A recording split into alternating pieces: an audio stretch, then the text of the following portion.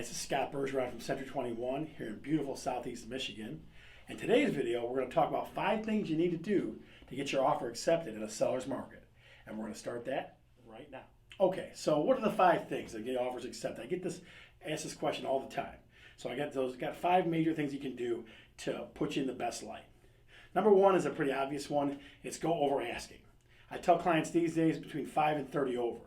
And I know those seem like big numbers, but that's the market that we're in. So don't be surprised if you have to go to that length.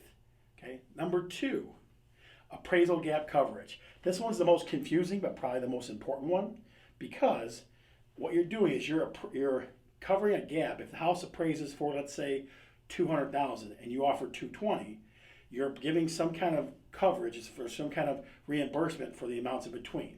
Okay. So if you gave $10,000 with appraisal gap coverage, you're giving them $10,000. If you give them $5,000 in appraisal gap coverage, you're giving them $5,000 toward moving closer to that purchase price. Okay, that's number 2. Number 3 is free occupancy. Nobody likes to rush. Okay, so tell the sellers, we don't want you to rush. We'll give you free occupancy 30 to 60 days after closing, so you don't have to run around. Okay. Number 4, this is a controversial one for some folks, but I use it a lot. A personal note. A personal note is going to do something very important for you. It's going to put your name and your face, because you put a picture in with it, in front of the seller.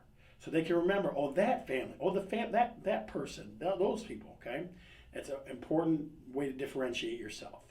And then finally, the toughest one for people to swallow of all of them is a non-refundable EMD.